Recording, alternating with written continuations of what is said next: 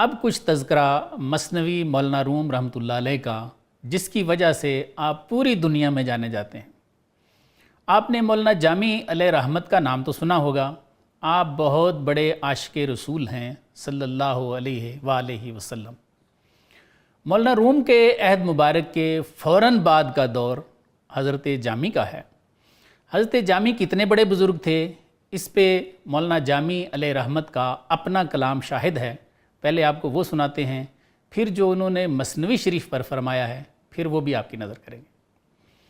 عبداللطیف خان اپنی کتاب سوز و ساز رومی میں لکھتے ہیں کہ مولانا جامی رحمۃ اللہ علیہ فرماتے ہیں کہ وہ ہر سال پیدل حج کو جاتے اور واپسی پر مدینہ شریف میں لمبا قیام فرماتے۔ آپ فرماتے ہیں کہ جب میں نے واپس آنا ہوتا تو میں مزار نبوی صلی اللہ علیہ وآلہ وسلم پر مراقبہ کرتا اور یوں عرض کرتا، آقائی و مولائی، اے میرے محبوب آقا، اے میرے محبوب مولا، بسفر بروم، حضور اب میں واپس اپنے گھر کو جانا چاہتا ہوں۔ جمی فرمائی، حضور اجازت ہے؟ جامی پوچھ رہے ہیں، حضور اجازت ہے میں واپس چلا جاؤں؟ تو لکھتے ہیں کہ مزار نبوی صلی اللہ علیہ وآلہ وسلم سے آواز آتی، بسفر رفتنت مبارکباد، بھائی آپ کا سفر پر جانا آپ کو مبارک ہو، سلامت روی و باز آئی، خیر سے جاؤ پھر لوٹ کے آنا۔ آپ مزید لکھتے ہیں کہ آخری دفعہ جب میں نے روضہ اطہر پر اجازت کے لیے یہی الفاظ دہرائے تو آپ صلی اللہ علیہ وآلہ وسلم نے صرف اتنا فرمایا، سلامت روی، یعنی خیر سے جاؤ، یہ نہ فرمایا کہ باز آئی یعنی پھر بھی لوٹ کے آنا۔ جامی فرماتے ہیں کہ میں سمجھ گیا کہ یہ میری آخری حاضری ہے، اس کے بعد میں کبھی نہیں آ سکوں گا، اور اسی سال حضرت نے وصال فرمایا، انا للہ و انا الیہ راجعون۔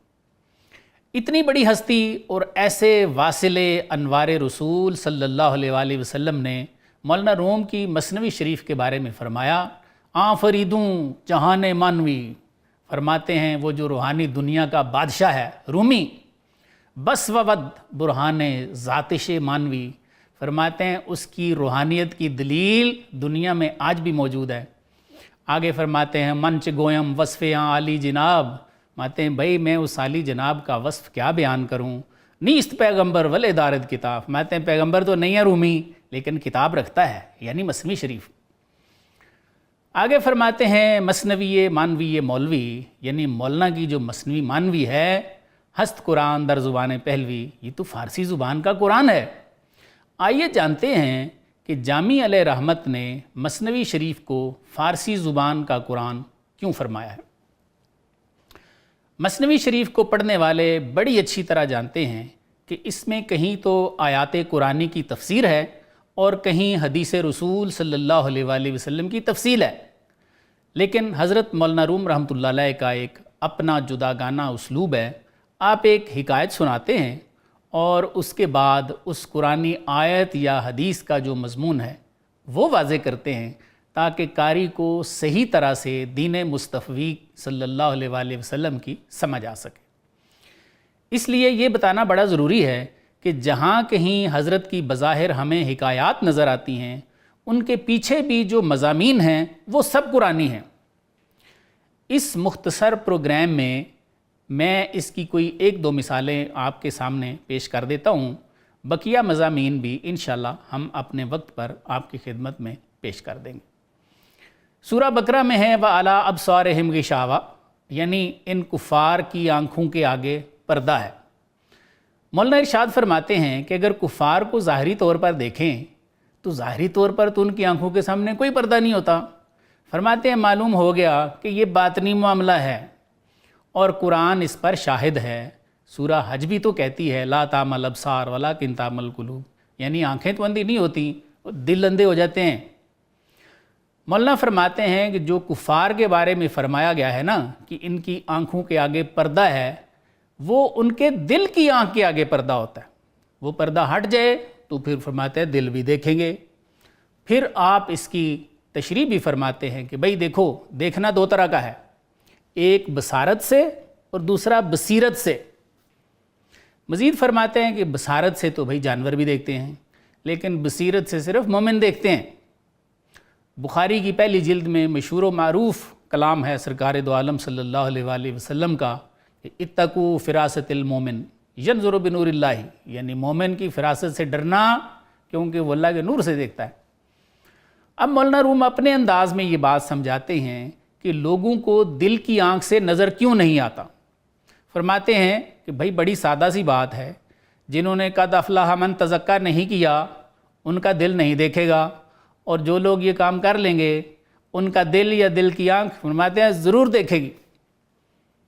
ارشاد فرماتے ہیں آئینہ ات دانی چراغم مازنی، فرماتے ہیں بھئی آپ کو پتہ ہے کہ آپ کے دل کا آئینہ کیوں غماز نہیں ہے، کیوں نہیں دیکھتا؟ زاں کے زنگار از رخش ممتاز نیز، اس لیے کہ تم نے اس کا زنگ نہیں اتارا۔ آئینہ کیا زنگ و علائش جداست، فرماتے ہیں وہ دل کا آئینہ جو زنگ اور علائش سے پاک ہو گیا ہے، پرشوائے نور خورشید خداست، فرماتے ہیں وہ اللہ تعالیٰ کے نور کی شعاؤں سے بھر جاتا ہے۔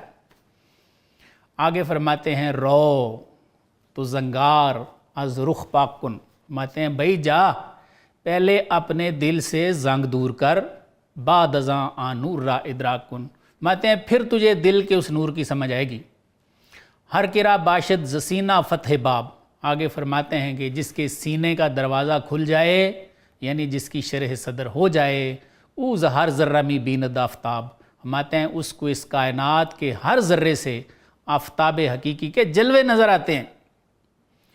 مزید فرماتے ہیں نشبم نشب پرستم کے حدیث خواب گوئم، فرماتے ہیں کہ بھائی نہ تو میں ظلمت کی رات ہوں، نہ ظلمت پرست ہوں، اور نہ ہی میں آپ کو کوئی خواب کی بات بتا رہا ہوں۔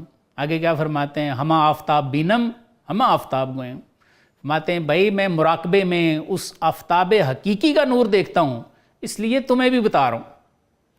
آپ نے علماء ظاہر کے سوال کا جواب بھی دیا ہے جو آج سوال اٹھاتے ہیں۔ آپ فرماتے ہیں لا تدرکہ الابصار، یہ سوال ہے آج کے لوگوں کا، یعنی آنکھیں تو اس کو دیکھ ہی نہیں سکتی۔ آپ فرماتے ہیں اس سے ظاہری آنکھیں مراد ہیں، آپ تزکیہ نفس کریں تو یہ راز اللہ تعالیٰ خود بخود آپ پر کھول دیں گے۔ اب تزکیہ نفس کے لیے بھی حضرت نے پورا طریقہ بتایا ہے، اور یہ سب قرآنی تعلیمات کا خلاصہ ہے۔ کیا فرماتے ہیں اللہ اللہ گفت اللہ می شود، یعنی فرماتے ہیں کہ اس میں ذات کا ذکر کر اللہ کے انوار ظاہر ہو جائیں گے۔ این سخن حق است باللہ می شود، آپ فرماتے ہیں واللہ یہ بات سچ ہے، اس ذکر سے آپ کو اللہ کی معیت حاصل ہو جائے گی۔ آگے فرماتے ہیں نور حق ظاہر بود اندر ولی، کیا فرماتے ہیں کہ ولی کے اندر اللہ کا نور پیدا ہو جاتا ہے۔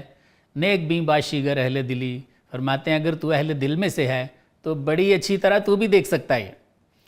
کیسے کال را بگزار و مرد حال شو، فرماتے ہیں مرد کال نہ بن، اللہ والوں کے سامنے باتیں نہ کیا کر، مرد حال بننے کی خواہش کر، پیش مرد عارف پامال شو۔ اور کیا طریقہ ہے، فرماتے ہیں کسی عارف مرد کے پاس جا اور بڑے ادب سے اس سے یہ طریقہ سیکھو۔ یہ سب قرآنی تعلیمات کا مغز ہی تو ہیں۔ جی ناظرین، مثنوی شریف کے حوالے سے ایک اور بڑی خاص بات حضرت شیخ بہائی رحمۃ اللہ علیہ نے کی ہے، یہ بھی مولانا روم کے اصحاب میں سے ہیں۔ آپ فرماتے ہیں کہ مثنوی شریف میں چونکہ قرآنی تعلیمات ہیں، اس لیے اس کے کلام کو بھی قرآن کی طرح ہر بندہ نہیں سمجھ سکتا۔ آپ فرماتے ہیں مثنوی اون چون قرآن مدل، کیا فرماتے ہیں کہ مولانا روم کی جو مثنوی شریف ہے یہ قرآن کی طرح مدلل ہے، حاضی بازے و باز را مزل، ماتے ہیں بعض لوگوں کو ہدایت دیتی ہے اور بعض کو گمراہ کرتی ہے۔ یہ بات بھی بالکل ثابت ہو چکی ہے کہ کچھ مسلمان تو اس کو قرآن کا مغز سمجھتے ہیں، اور انہوں نے ساری عمر نہ صرف اس کو پڑھا ہے بلکہ مثنوی کو پڑھایا ہے۔ دیوبندی مکتبہ فکر کے بہت بڑے عالم دین اور صوفی حاجی امداد اللہ مہاجر مکی رحمۃ اللہ علیہ، جو کہ مولانا اشرف علی تھانوی، محمود الحسن اور قاسم نانوتوی صاحب کے پیر و مرشد تھے، آپ نے ساری عمر خانہ کعبہ کے سامنے مثنوی شریف کا درس دیا ہے۔ آپ قرآن کا درس بھی دے سکتے تھے، لیکن چونکہ مثنوی شریف میں حضرت مولانا روم رحمۃ اللہ علیہ نے قرآنی مضامین کی بڑی اچھی طرح سے شرح کی ہے، اس لیے آپ ساری عمر مثنوی شریف ہی پڑھاتے رہے۔ حضرت پیر میر علی شاہ گولڈوی رحمۃ اللہ علیہ کو مثنوی شریف سے خاص شغف تھا، اور آپ بھی حاجی امداد اللہ مہاجر مکی علیہ رحمت کے حلقہ درس میں مکہ شریف میں شریک ہوتے رہے ہیں۔ 13ویں صدی ہجری کے مشہور و معروف صوفی حضرت شاہ عبدالحی چاٹگامی قدس اللہ سرہ العزیز، جن کا سلسلہ آج بھی پوری دنیا میں پھلتا پھولتا نظر آتا ہے، آپ جیسی ہستیاں بھی حاجی امداد اللہ مہاجر مکی رحمۃ اللہ علیہ کے مثنوی شریف کے درس میں شریک ہوتی رہی ہیں۔ قاضی سجاد مثنوی شریف کا ترجمہ کر کے اس کو اپنی زندگی کا بہت بڑا کارنامہ سمجھتے ہیں۔ اس کے علاوہ اشرف علی تھانوی صاحب نے 5 جلدوں میں کلید مثنوی کے نام سے مثنوی شریف کی شرح لکھی ہے۔ اس کے علاوہ علامہ نذیر ارشی صاحب اور حضرت امیر الدین چشتی رحمۃ اللہ علیہ نے بھی مثنوی شریف کی شرح لکھی ہے۔ اردو کے علاوہ دنیا کی 23 زبانوں میں مثنوی شریف کے تراجم ہو چکے ہیں، اور غیر مسلم بھی یہ کوشش کر رہے ہیں کہ مثنوی میں جو اسرار ہیں ان کو سمجھا جائے، لیکن اس کے ساتھ بقول شیخ بہائی علیہ رحمت قرآن کی طرح مثنوی شریف سب کو ہدایت نہیں دیتی۔ ایسے مسلمان بھی موجود ہیں جو مثنوی شریف کو نہ سمجھنے کی وجہ سے اس پر تنقید کرتے ہیں۔ مثنوی شریف کے حوالے سے حضرت مولانا روم رحمۃ اللہ علیہ کے کچھ اپنے کلام بھی ہیں، یہاں میں ان کا تذکرہ کرنا بھی ضروری سمجھتا ہوں۔ مولانا کے خلیفہ اور مرید خاص شمس الدین افلاکی نے مناقب العارفین میں لکھا ہے کہ مولانا نے ارشاد فرمایا کہ میں نے خواب میں یہ مثنوی سرکار دو عالم صلی اللہ علیہ وآلہ وسلم کے دست مبارک میں دیکھی ہے، آپ اس کا مطالعہ فرما رہے ہیں اور بہت خوش ہیں۔ اس لیے افلاکی نے لکھا ہے کہ مولانا فرماتے کہ بھائی میری یہ مثنوی مقبول بارگاہ نبوت ہے صلی اللہ علیہ وآلہ وسلم۔ مولانا نے مزید ارشاد فرمایا کہ ایک وقت آئے گا مثنوی کا پیغام پوری دنیا میں پھیل جائے گا، حتیٰ کہ معبد خانے اور شراب خانے بھی اس سے نہیں بچیں گے، اور فرماتے ہیں اس دور میں مثنوی شریف مرشد کا کام کرے گی۔ مثنوی شریف کے بارے میں حضرت مولانا روم رحمۃ اللہ علیہ کا یہ کلام تو ہر فارسی دان کی زبان پر اکثر جاری رہتا ہے۔ کیا فرمایا آپ نے؟ مثنوی ما دکان وحدت است۔